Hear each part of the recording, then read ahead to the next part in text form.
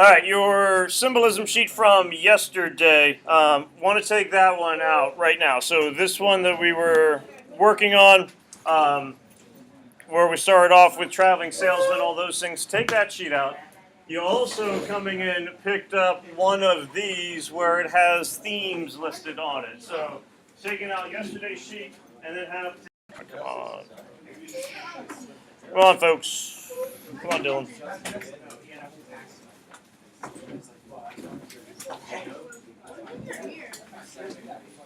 Tomorrow is tomorrow. Remember Friday. So vocab quiz. Make sure you look over those terms. So these are the ones that have like thesis is on there, third-person narrator, symbolism, verbal irony, that kind of stuff. So look over those terms that you're ready to go for tomorrow. We'll have your iPads with you. We normally do because we'll do the quiz on Google Classroom, and then probably have some other stuff we're going to be doing on Google Classroom as well. What we're doing, what we're doing, this sheet, most of you have about half of it done because I was having you work on 1 through 8, or I was having you go through 9 through 16. You might have more than half of them done, which would be wonderful as well. But what we're going to do is run through these. Even if you have something written down for all of them, we certainly still want you to keep track of the ideas that we are putting down because we might be going into a little bit more detail than everything that Dylan has written down. Okay.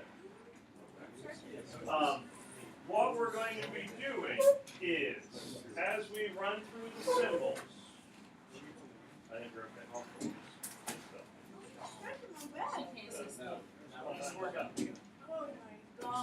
Gavin, over here. So, we're going to run through symbols. I mentioned to you with your essay assignment that you were going to have some themes to choose from. I have the 4 themes on here. There's also going to be a thematic option of you picking something else that you don't want from these 4, which we can get into that here in a little bit. But as we're going through the symbols, we're going to identify which theme do they best identify with. So if you have decided, as we're running through it, that I think it's the last option on the back, there's 4 total. If you think dehumanization is going to be a good theme that you can go into detail about from the Metamorphosis, you would now have a list of symbols that are going to match up with those, and now you can start figuring out which symbols am I going to be using. Keep in mind, you want to keep track of the page numbers that we have so that you can know, do you have a part 1, do you have a part 2, do you have a part 3 symbol?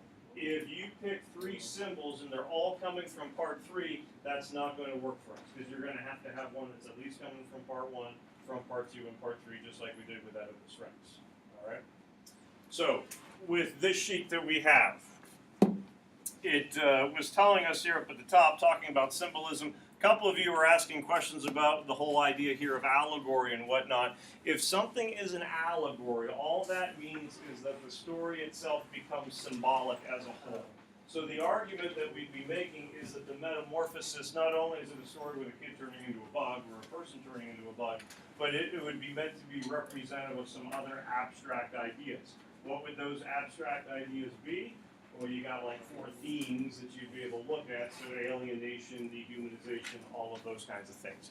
So don't get too hung up on the use of the term allegory or whatnot. The main thing is we're trying to figure out symbolically what could be going on here with Gregor as a traveling salesman or the alarm clock and all those things. So, with his job, why is his job important to us learning more about who Gregor is? What are some things about his job that become pretty significant for us?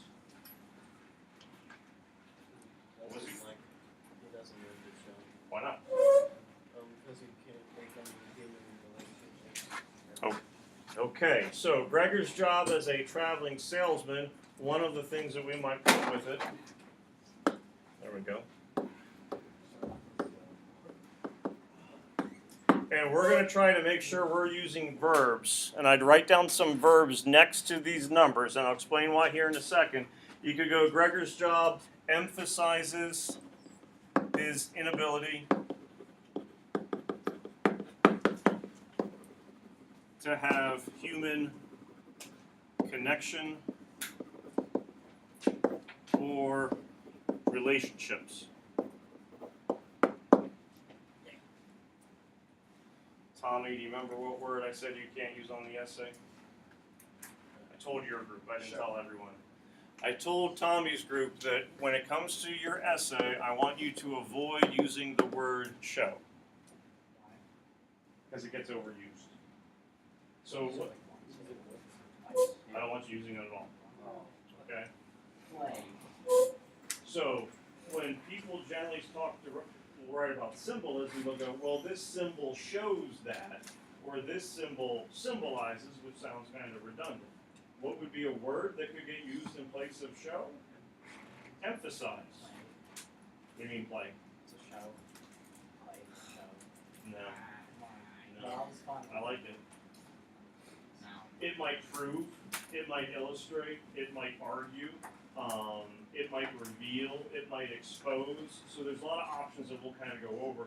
But I want to try to start thinking about what are some verbs that we would certainly be able to kind of use, when it comes to the symbols. So yeah, we could certainly have, all right, this helps emphasize his inability to have human connections or relationships. What else about his job? And don't worry about saying why it's a symbol. What else would be significant about the job? Is pulling Gregor away from his mom. Okay. So solely because of the traveling aspect, like physically pulling him away? Is there any other ways that it pulls him away? Pardon? Mentally? And also, if it's a job that you have to spend a lot of time, effort, energy, it can certainly kind of pull him away. So one of the issues would be keeps him away from his family, which is certainly going to tie into that human connection idea. We wouldn't really say that, okay, the job symbolizes in the fact that it keeps him away from his family, but what could the job kind of symbolize when it does come to what would keep someone away from family? Why do people sometimes have to spend too much time away from family? Without going into saying specifics with job and school, but what forces people away sometimes? It would be more like an abstract word. Parasites. It's not an abstract word. Schoolwork, job, practice, if you're playing something. Could be pressures of society, could be responsibilities that people have, could be there's an O word. You could have, if I have to do this, could be obsession, but if you're being told, you can have obligations that would be taking place. So Gregor's job as a traveling salesman can be symbolic of the many pressures or obligations that he feels that he has. Who is he obligated to? His boss. He feels obligated to work because he needs to make money for family. What's that first word? Many pressures or obligations. Okay, so it can be symbolic of those many pressures, obligations. So, taking a look now at your theme sheet. What of the four themes? You got two on the front, you got two on the back. Which themes could that now start to work with? If you're taking a look at the idea that it keeps him away from his family, his inability to have human relationships, the pressures that he's feeling. Okay, so one of them you could do would certainly be alienation.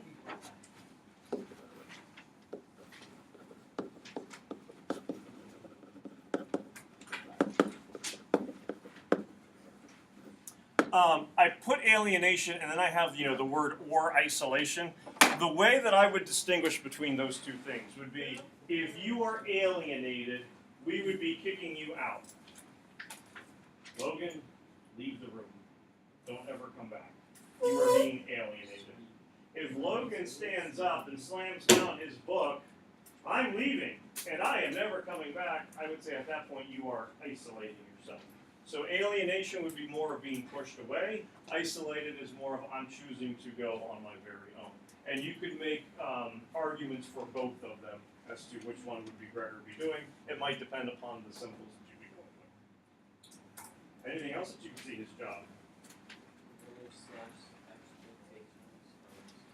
Okay, so oops, that's up above here. There we go. And same thing, you would want to decide, am I taking a look at social expectations or am I taking a look at family expectations? But again, yeah, absolutely, his job as a salesman would be one that you could look at with this as well. All right? Are you going to write about alienation and dehumanization and isolation? No, but the hope is you see which symbols fall where and you go, that's the one that I can write best about. That's the one that I can prove.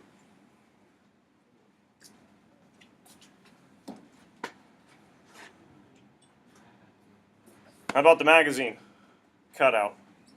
What are some things with the magazine? Todd?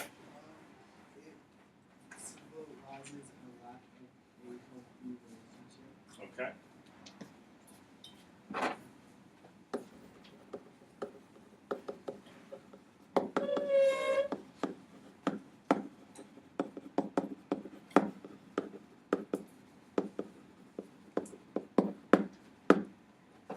Nate, did I do that one better? Yeah. You can read that? There's a really small M symbol.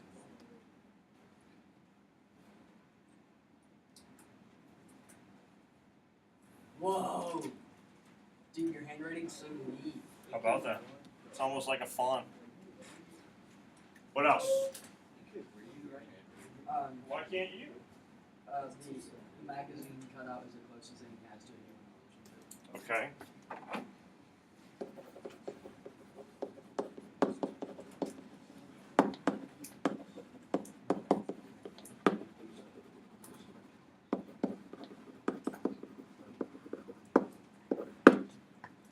I don't know, I might have messed up human on that one. Hey, there we go.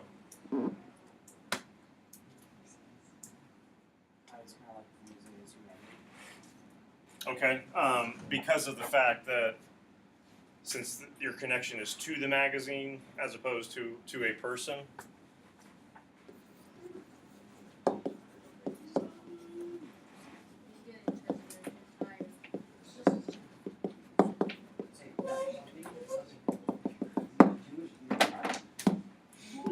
Ladies, let's keep it together.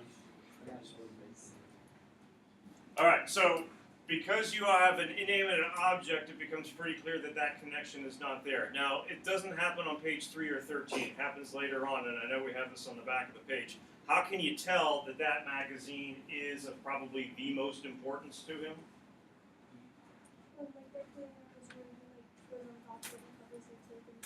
Yeah, he covers it up. That's the one thing that he protects more so than anything else. So if you're kind of looking at, well, in what way, though, is this magazine really going to show that, I use the word show, that it's really something important, that it's the closest thing that he has to a human relationship? Well, it's the one thing that he ultimately ends up protecting, when he has that opportunity. So if we take a look at our themes, struggle for personal identity. We haven't really mentioned anything with that one yet.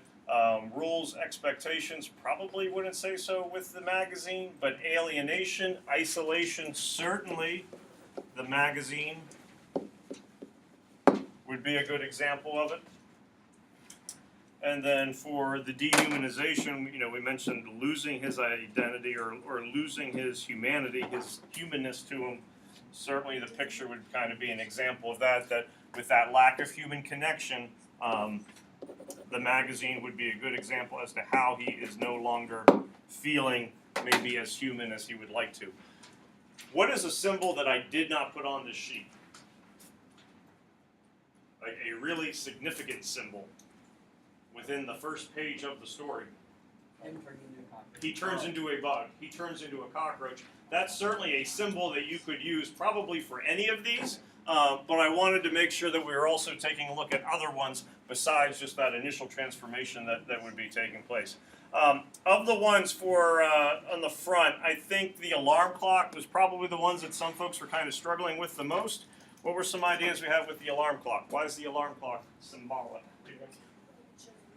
Okay, so this highlights routine.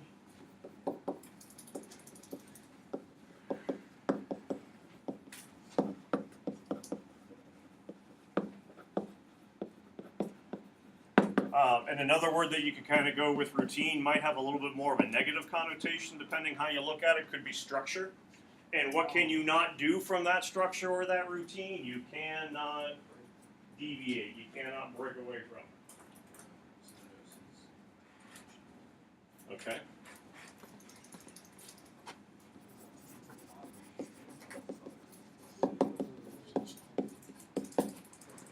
Do you remember what time the alarm's supposed to go off? 4.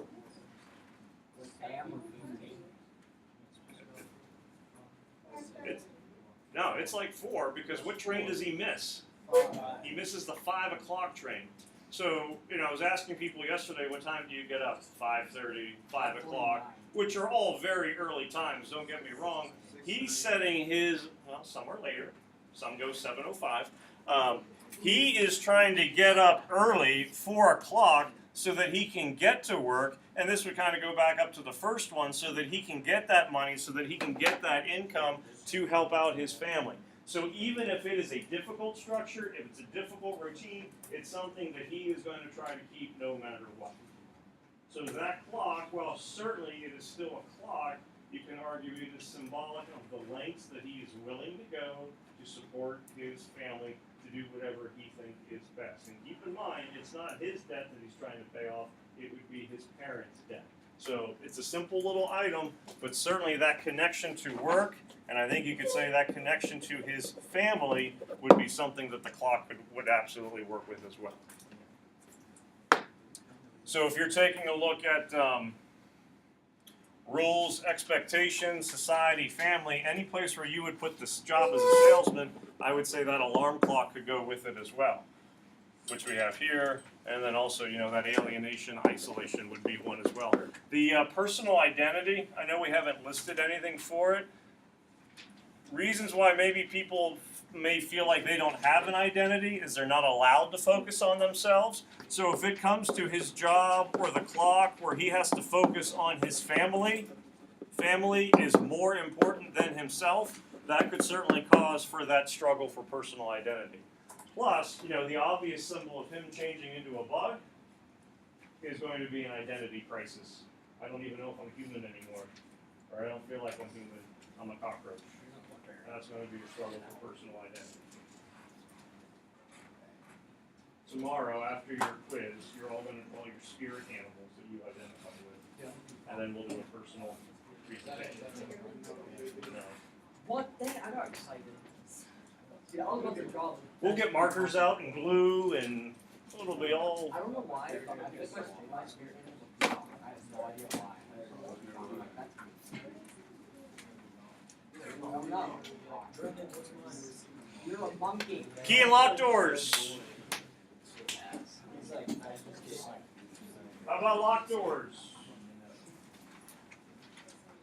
So far as steam, yeah, it works for what does it symbolize is isolation. Obviously, that's going to carry over pretty nicely to the isolation theme. Shut off from family, also knowing that he locks his doors at work. Connection to the outside world. Okay, yep. So, a nice word, verb, if we're trying to use, mention to emphasize, reveal, expose. A good word to also use when it comes to symbolism would be how these things reinforce his isolation or lack of connection. Let's see if it recognizes my slash.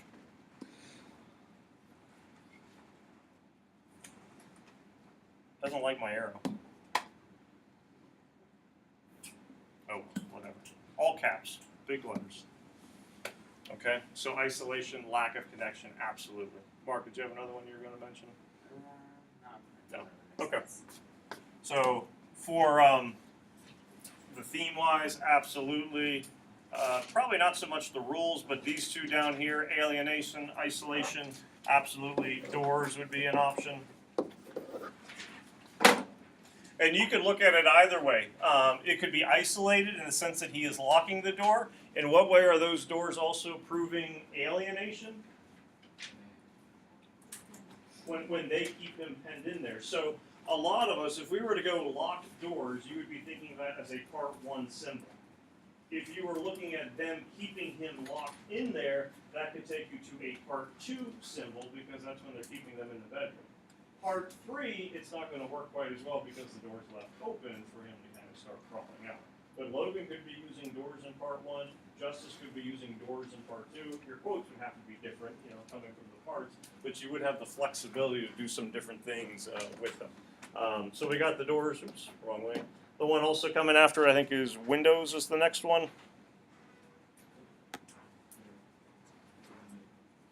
What's the nice thing about a window? You can see through it. You can keep going. Yeah. In what way? Not arguing with you. Okay. Like, when he was dying, you look out the window and it's like the sun's going down or whatever. Okay. So it kind of mirrors his emotions. At some points, it's bleak. At other points, it could be hopeful. And as Mark was saying, when he dies, there's a beginning of a new day. There's a dawn. It could be a new change. It could be a better thing for him to leave this world and go into something else where he's no longer going to be like the alienated son within the family.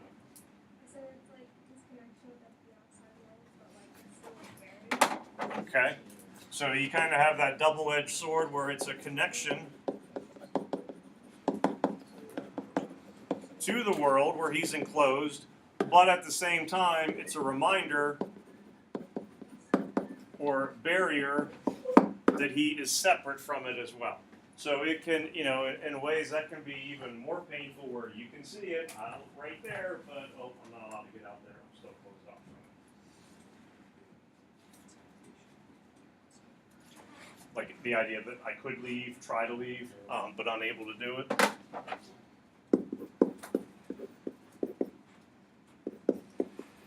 So temptation could be something. This is one where, since mentions that it does kind of mirror his emotions, if that struggle for identity was something you wanted to look at, the window probably could be an option for you. I think if you were looking at the expectations for society, the window could still be an option because you're not expected or allowed to necessarily leave. You can see what's going on, but you still can't be part of the world. Oops, excuse me. And then you would still also be able to take a look at the alienation and the dehumanization, where if it's a barrier, you're not allowed to leave. We're not expecting that you can get out of here because you're not really human. You could use the window as an example there.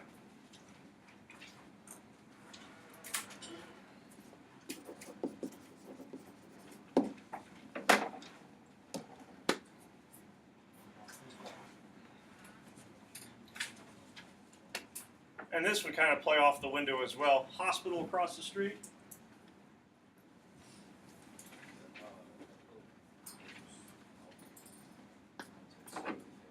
Okay, so his failing health.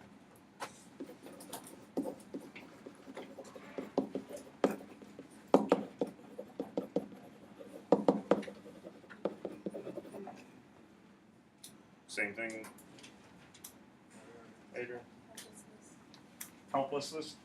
Could be hopelessness too in ways as it kind of starts to disappear.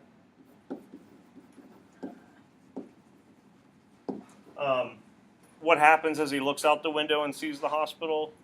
It becomes more blurry. So you could, if you wanted to go with that dehumanization aspect that he can't see as well, he's losing that human eyesight.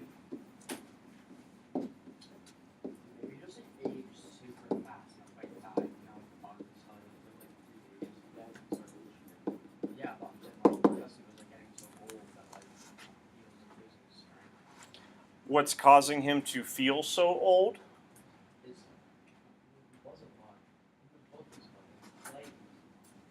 Go with the bug idea that, okay, so his lifespan has shortened because as he turns into a bug, bugs live for like a week. What is causing this degeneration, this aging to happen so quickly? Probably his number one on the sheet. His job as a traveling salesman It symbolizes, you know, the responsibility, the toll that all those things can start to take upon you. All right, so representing failing health, isolation, alienation, dehumanization, all of those things I think would probably work best when it comes to the hospital. Flipping page over onto the back, roll of uniforms. We got 2 uniforms. What's Gregor's uniform? Like military uniform. Okay. So you got a military for Gregor. What's Father's uniform? It's not postal. He works at a bank. It's kind of like like security type, you know, for a bank. So bank uniform for Father. What do you think from that symbolic quality, though, what we'd be looking at? Yeah.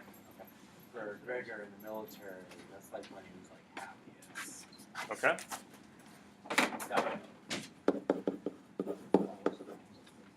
Happy, a sense of fulfillment. That's 2 L's. Bank uniform for Dad.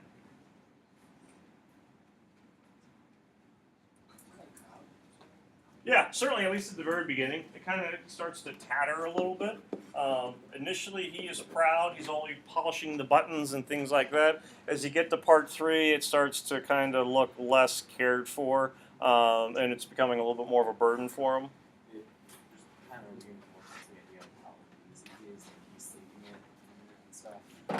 So for the themes, and whether you're talking about the happiness of Gregor, the laziness of Father, or the pride that initially feels, for both of them, for one of the themes that we don't have a whole lot of examples listed for, this one goes a lot to describing who they are as a person, what their personal identity would be.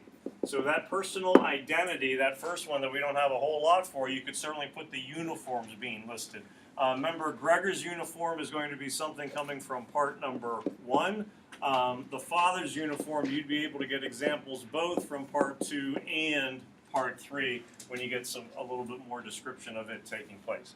I wouldn't want you to use Gregor's uniform as a symbol and then also use Father's uniform as a symbol. I'd pick one of them and kind of focus on it. You might be able to reference both of them, but I'd certainly stick with just like one of those.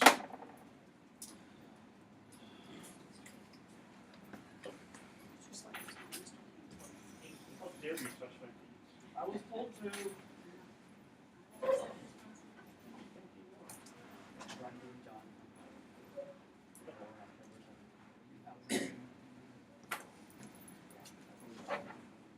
2002. Yeah. What a year. I was born. Bunch of youngins. Milk that he can no longer stomach. Oh. What just happened to you? I don't like her. I thought you guys started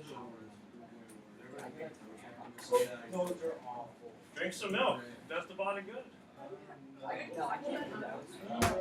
We had this conversation yesterday. Jack. Oh, you didn't just say showing. Oh my god. Earlier. We're even. Yeah, I have a college diploma. Get away with some stuff. High school, so. We're like half an hour. Jack, what were you gonna say? It emphasizes the drastic change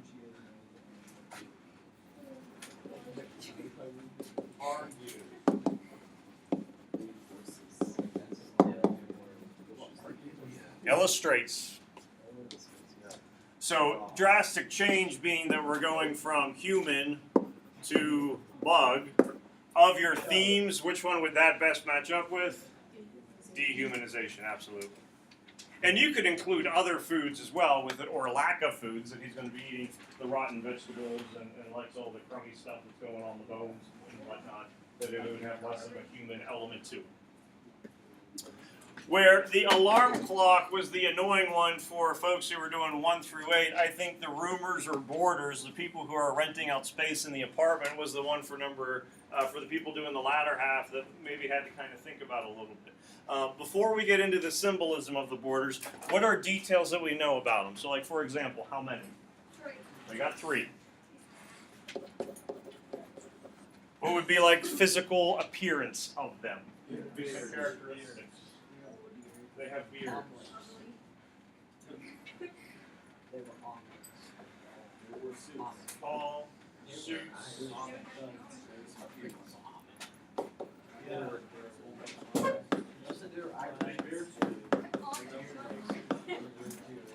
So they are all properly dressed. Their view of Gregor, maybe not terrified of him, as I think some people were kind of like trying to figure out yesterday, but they are certainly disgusted by him, grossed out by him. Connor? Okay, yeah, you know, that he is not worth us kind of being around. Also, because of Gregor's there, they refuse to stay. They're going to leave, and we're not going to pay for the time that we were here since we had to be in horrible conditions.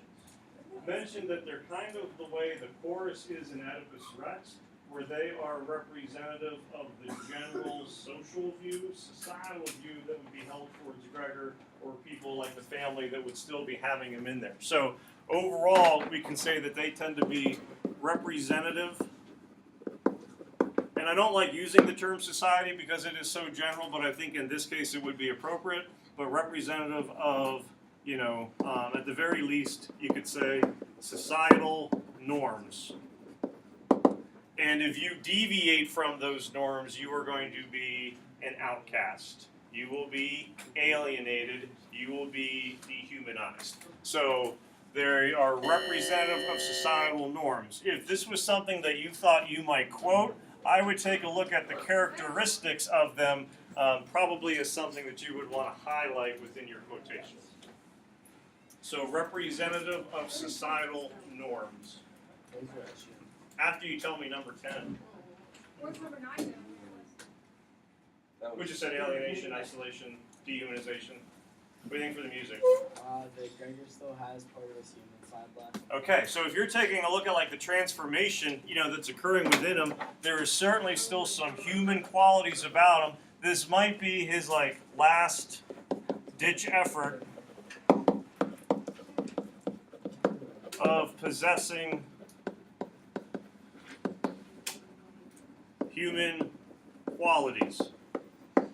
Because of this scene, you could probably use it for, you know, just about any of them. Maybe the social responsibilities would be a little bit tough, but he is isolated, and he wants to come back and rejoin the family when he hears the music. When he hears the music is when the boarders, and Connor, you can go back. When he hears the music and he comes out is when the boarders get completely grossed out by him, so he becomes alienated. This is when, you know, he's kind of had his, I guess it's not worth it anymore, when he gets kind of scurries back into the room later. We know that he dies shortly thereafter, that he decides that, you know, I'm not going to really fight any longer, and succumbs to starvation, where he's no longer going to eat the food. Responsibility might be a harder one. Personal identity still feels that he has a human quality about him, but that's certainly starting to disappear quite a bit. So the music could be a valuable one that would work. Keep in mind, this is coming from part 3. If you were looking at the milk in part number 2 in the food, this could be a nice one to kind of use in your following paragraph when you get into your part number 3 example. Apples thrown by the father, which part is that in? That's the end of part number 2.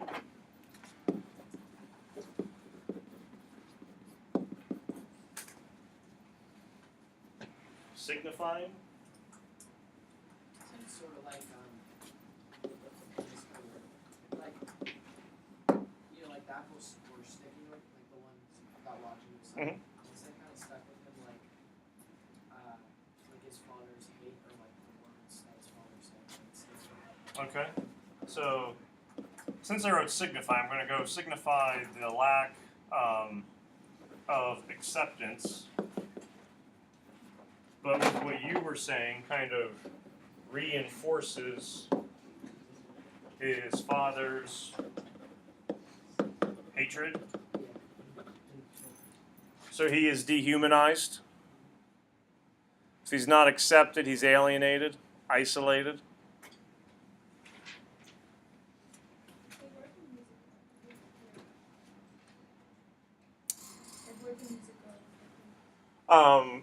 Pretty much any of them except for the family work responsibility. You could put music for personal identity because there's still that human inkling in him that's trying to come through. Because of the music playing is when he comes out, is when the boarders are grossed out by him. So he's still he's still alienated. They want him out. They're going to leave. And the dehumanization, where it still makes him human, but it kind of emphasizes contrast the fact that he's not really human in anyone else's eyes anymore. I'm sorry?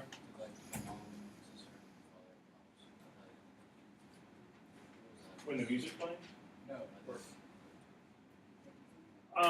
Not. It's like right at that transition. So the apples is the end. Well, father has the bank uniform. So father has a job by that point.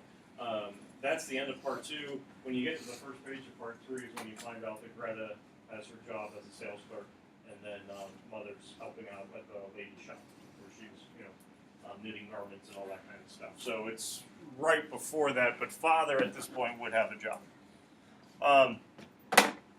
Dust and junk, the bedroom, you're certainly dealing with living conditions that would be taking place, and we already kind of talked about him attaching his hot belly to the picture.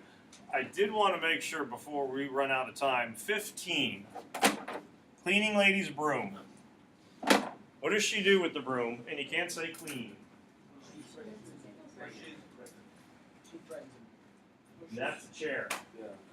That's the chair. She like When he's dead. So Gregor is on the floor. All right. Now, so picture him however you will, whether it's a giant stink bug or it's a person. I don't know if you want to lay on the floor. If all right. I gotta get into the prop. Gregor. Brendan, I think you'd be a better player.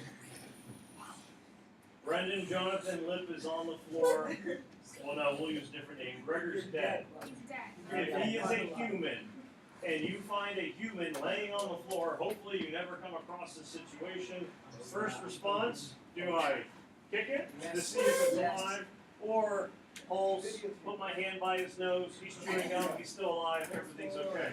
If it is a human, chances are you're going to do some kind of physical contact. If you come across a squirrel in your backyard that might be dead, you're not going to get down and do CPR on the squirrel. Don't. You'll probably take a stick or something and start poking at it to see if it moves. If it doesn't move, you flick it into the neighbor's yard, so it's their problem at that point. But if it is a human, you would think you would do more to try to help them out, or her out, or it out here. We'll help you up. So for the broom, you could be emphasizing the dehumanization that's taking place. That the cleaning lady is no longer looking at him as a human entity, but it is just an object. It is a pest. It is vermin, animal, bug, whatever you would want. So certainly the dehumanization for the broom would be a good spot. Tomorrow, vocab quiz. After your vocab quiz, we're going to start going over the more particulars of your essay assignment. Plan would be Monday next week. We're able to start essay and hammer this thing out. You can get like 1 minute head start. Or a 0 minute head start.